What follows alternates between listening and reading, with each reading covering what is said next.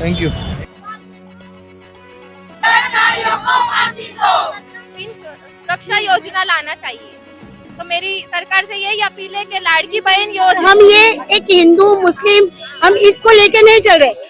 हर कोई डॉक्टर मोमिता देवनाथ ये एक मेडिकल कॉलेज की डॉक्टर थी, जिसको जो पढ़ी लिखी होके भी वो बच नहीं पाई। उसके इंसाफ के लिए उसको उसके जस्टिस दिलाने के लिए हम ये सारी महिलाएं इकट्ठा हुई हैं। और डॉक्टर मोमिता को जिस तरह से जिस बर्बरता से मारा गया, उनको हम औरतें कहाँ सेफ है। हिंदुस्तान आजाद हुआ, लेकिन हम औरतें आज इस आजाद देश में आजाद नहीं। ये कानून क्यों नहीं लाया जा रहा है हिंदुस्तान में कि जिस वक्त अगर उसके साथ बर्बरता होती है मेडिकल में, अगर वो बंदा आ जाता है कि यही बंदा क्लेम हो जाता है कि यही बंदा रेपिस्ट है, तो उसे उसी वक्त फांसी की सजा क्यों नहीं सुनाई जाती है? उनको हार बिना के क्यों बरी कर दिया जाता है? कितने बार ये हो चुका है, कितनी लड़कियां इसकी शिकार हो चुकी हैं।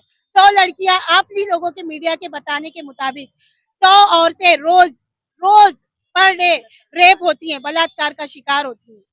तो आप लोग खुद, एक मीडिया हमारा चौथा स्तंभ है, आप लोग भी इसके लिए आवाज उठाएं और हमारा इसमें सपोर्ट करें कि हिंदुस्तान के वजीर आजम को इस पे काम करना ही पड़े हर हालत में। वो औकाफ का बिल लाते हैं, वो हर चीज का जीएसटी का बिल लाते हैं, हम पर महंगाई का बिल लाते हैं।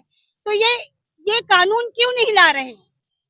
आखिर ये कानून यहाँ पे हिंदुस्तान में क्यों नहीं ला रहे हैं कि रेपिस्ट को ये रेपिस्ट को फांसी दी जाए? बेटी पढ़ाओ के नारे जो है सरकार जी, देती है और दूसरी तो ये बोलने की बात है। एक तरफ हमारे वजीर आजम बोलते हैं कि बेटी पढ़ाओ बेटी बचाओ नारा देते हैं, और एक तरफ बेटी को पढ़ाया तो जाता है लेकिन उनकी बेटी बची नहीं। जिस माँ बाप की बेटी आज मोमिता बनर्जी जिस हालत में पाई गई, उसके माँ बाप से जाके पूछिए कि उनके दिल पे क्या गुजरा होगा। आज मैं खुद एक माँ हूँ, मुझे भी खौफ लगता है मेरी बेटी को बाहर भेजने की। मुझे भी डर लगता है जब तक मेरी बेटी घर तक आ नहीं जाती है। तो आप बताइए कि एक डॉक्टर जैसी जो जान बचाने वाली लेडी, उसके साथ ये दुष्कर्म हो सकता है, तो हम क्या चीज हैं? सरकार से हमारी सरकार से हमारी यही अपील है कि अगर दोषी पाया जाता है बंदा, उसी वक्त उसको या तो फांसी दे या तो उसी वक्त उसको गोली मार के तुरंत खत्म किया जाए, या पब्लिक के हाथ में दे। पब्लिक के हाथ में आप दे दे, पब्लिक के सामने ऑन द स्पॉट। आप चीन में देखिए, चीन में अगर उसका मेडिकल होता है बलात्कारी का, तो वो अगर पाया जाता है दोषी, तो उसे तुरंत 5 मिनट में उसे तुरंत उसे गोल बंदूक से उसको खत्म कर सजा दे देंगे तुरंत। जी, संविधान से चलता है। संविधान आप अगर जानते होंगे तो इन लोग संविधान बदलने की भी बात करते हैं, संविधान बदलने की भी बात करते हैं। तो क्या अपनी देश की बेटी के लिए एक कानून नहीं ला सकते?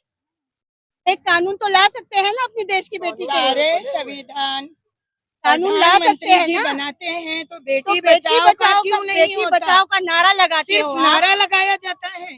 बेटी बचाओ, उनकी सेफ्टी के लिए हम कैसे लड़कियां सेफ रहे? एक मेडिकल कॉलेज की जो जान कैसे सेफ हो जाएगी?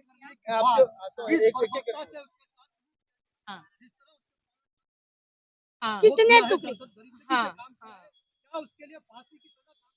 नहीं, बिल्कुल नहीं, बिल्कुल नहीं, तो नहीं है, लेकिन पब्लिक के हवाले कर देना है और पब्लिक के हवाले कर देना है। मैं जिस यही तरह कहना उन्होंने चाहूँगी, उसके काफी साथ तो शुरू नहीं किया, है, लेकिन उसी तरह उनको पब्लिक के हवाले करना चाहिए।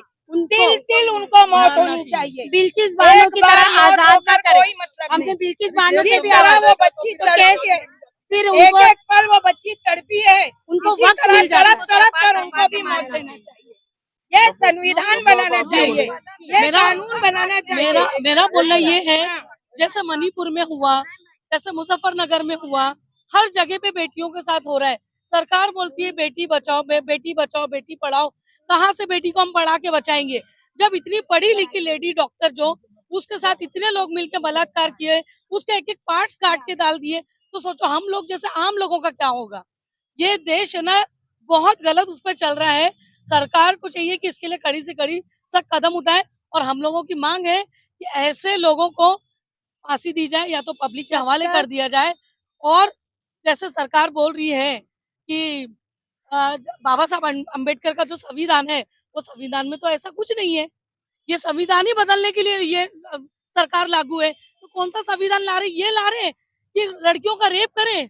हम लोग सेफ है क्या यहाँ पे? बताइए आप लोग। हम लेडीजों की सेफ्टी चाहते हैं।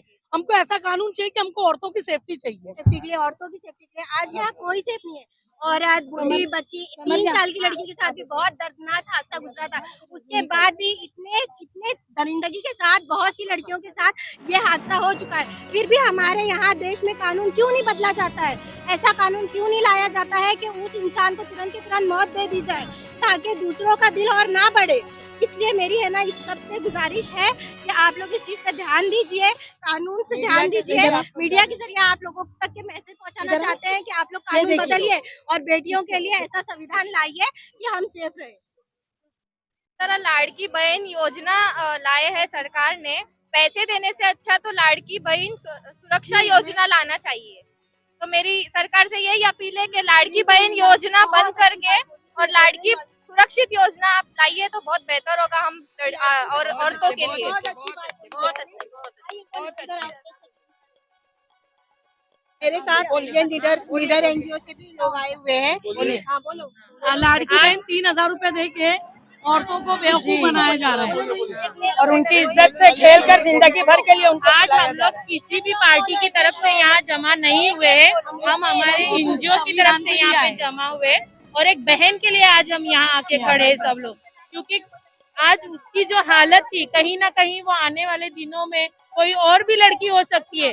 तो हमें ये चाहिए कि कानून कुछ ना कुछ करे और उस दरिंदे को इतनी कड़ी सजा दे के करने वाला आगे जो भी हो वो 10 बार नहीं 1000 बार सोचे।